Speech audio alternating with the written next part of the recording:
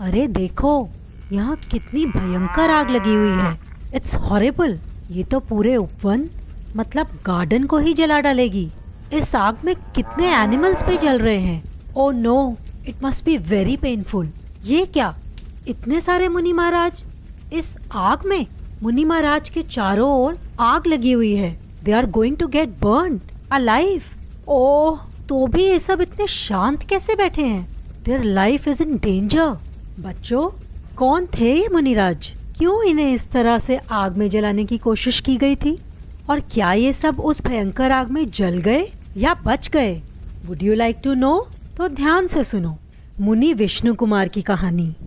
This story is related to Raksha Bandhan festival. बहुत पुरानी बात है। एक दिन विहार करते हुए अकंपनाचार्य मुनिराज अपने 700 शिष्यों मुनिराज के साथ उज्जैन नगरी में पहुंचे। अकंपनाचार्य को कुछ अनफॉर्चुनेट होने का आभास हुआ तो उन्होंने अपने सभी 700 शिष्यों को मौन रहने के लिए कहा। मौन हो जाना मतलब कुछ नहीं बोलना, साइलेंट रहना। सभी मुनियों ने वैसा ही किया। थोड़ी ही देर में उज्जैन सिटी के किंग श्री वर्मा अपने 4 मिनिस्टर्स, जिनके नाम थे बलि, बृहस्पति, प्रहलाद और नमूची, उनके साथ आचार्य और सभी मुनिश्री के दर्शन को आए। सभी महाराज मौन साधना में लीन थे तो उन्होंने किसी को धर्मोपदेश भी नहीं दिया। इन चारों मंत्रियों की धर्म में बिल्कुल भी आस्था नहीं थी, इसलिए मुनिराज को साइलेंट देखकर दे स्टार्टेड मेकिंग फन। वो बोले कि शायद इनको कोई नॉलेज ही नहीं है, इसीलिए मेडिटेशन की एक्टिंग कर रहे हैं। थोड़ी देर रुककर राजा और सभी मंत्री वहां से चले गए। ऑन द वे श्रुतसागर जी महाराज आहार करके नगर की ओर आ रहे थे। मंत्रीगण उनका भी मजाक बनाने लगे। देखो तो कैसे बैल की तरह चला आ रहा है। श्रुतसागर जी महाराज ने अपने गुरु आचार्य का मौन रहने का आदेश नहीं सुना था, इसलिए उन्होंने पीसफुली चारों मंत्रियों को समझाया और उनके सारे क्वेश्चंस को आंसर किया। मंत्रियों ने पहले कहा कि साधु को कोई नॉलेज नहीं है, पर अब उनका ज्ञान देख के उन्हें किंग के सामने इंसल्टेड फील होने लगा। फिर श्रुतसागर महाराज जी ने आचार्य श्री को आकर सारा इंसिडेंट बताया तो आचार्य श्री ने कहा, हो सकता है मंत्रीगण रिवेंज लेने आए, इसलिए आप पूरी रात मौन रहिएगा। You should go on the same place जहाँ पर आपका मंत्रियों से डिस्कशन हुआ था, इससे पूरा संघ भी सेफ रहेगा। श्रुतसागर महाराज जी ने वैसा ही किया। उस प्लेस पर जाकर ध्यान मुद्रा में खड़े हो गए। वो चारों मिनिस्टर्स इतने क्रूअल थे कि वो मुनिश्री से बदला लेने के लिए रात को अपनी स्वॉर्ड लेकर आए। जैसे ही मंत्रियों ने मुनिराज को हर्ट करने के लिए स्वॉर्ड ऊपर उठाई, उसी समय उनके हैंड्स वैसे ही जैम हो गए। वहां वन देवी प्रकट हुई और उन्होंने चारों मंत्रियों को एक स्टैचू की तरह कीलित कर दिया। Just like stone, they were not able to move their hands and they stood like this whole night. सुबह सभी लोगों को पता लगा तो किंग श्री वर्मा ने उन चारों मिनिस्टर्स को अपनी सिटी से निकाल दिया। उज्जैन से निकाले जाने के बाद वो सब हसनापुर पहुंचे। हसनापुर के राजा पदम थे। उनको खुश करने के लिए उन्होंने उनकी बहुत हेल्प की। राजा ने खुश होकर उन्हें एक वर दिया। वर? ये वर क्या होता है? वर एक तरह का प्रॉमिस होता है। इसका मतलब है जब भी मंत्रियों को कुछ जरूरत होगी तो वो अपना रिवॉर्ड मांग लेंगे। इधर अकंपनाचार्य मुनिराज भी विहार करते हुए अपने 700 शिष्यों के साथ हसनापुर पहुंचे। जैसे ही चारों मंत्रियों को पता चला कि मुनि संघ हसनापुर आ रहा है, उन्हें पुरानी बात याद आ गई और उनके मन में गुस्सा आने लगा और वो सोचने लगे कैसे वो उनसे रिवेंज लें।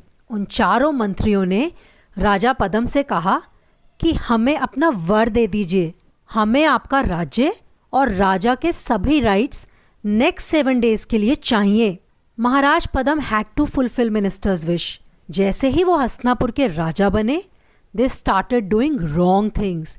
जहाँ पर आचार्य श्री ने अपने सभी 700 शिष्यों के साथ ठहरे हुए थे, उस पूरी जगह को चारों तरफ से बड़े बड़े वुडन लॉक से कवर कर दिया और उसको एक हवन कुंड जैसा बना दिया और फिर उसमें आग लगा दी। तब मुनि श्रुतसागर जी महाराज मिथिला नगरी में थे। उन्हें एस्ट्रोलॉजी की अच्छी नॉलेज थी। जब ये सब हो रहा था तो सडनली उन्होंने आसमान में एक स्टार श्रवण नक्षत्र को कांपता हुआ स्पेशल वे में चमकते हुए देखा और उनके मुंह से हा शब्द निकला। ये शब्द उनके शिष्य क्षुल्लक पुष्पदंत जी ने सुना और उन्होंने उसका रीज़न पूछा। उन्होंने अपने ज्ञान से जाना कि कंपनाचार्य आदि 700 मुनियों पर पापी बलि द्वारा ट्रबल किया जा रहा है। तो क्षुल्लक जी के क्यूरियोसिटी से पूछा कि इसका उपाय क्या हो सकता है।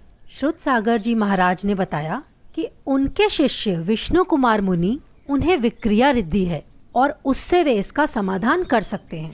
पता है बच्चों, विक्रिया रिद्धि क्या होती है? ये स्पेशल पावर होती है। जिसके पास ये होती है he can change his body, मतलब कैसा भी गेटअप चेंज कर सकते हैं, कोई भी फेस बना सकते हैं, एंड दे कैन इंक्रीज और डिक्रीज हिज हाइट, कैसा भी रूप बना सकते हैं। फिर क्षुल्लक जी मुनि विष्णु कुमार से सभी मुनियों की सेफ्टी के लिए रिक्वेस्ट करने गए। मुनि विष्णु कुमार को तो पता ही नहीं था कि उन्हें कोई ऐसी रिद्धि भी है। तो पता है उन्होंने कैसे जाना कि उनके पास रिद्धि है?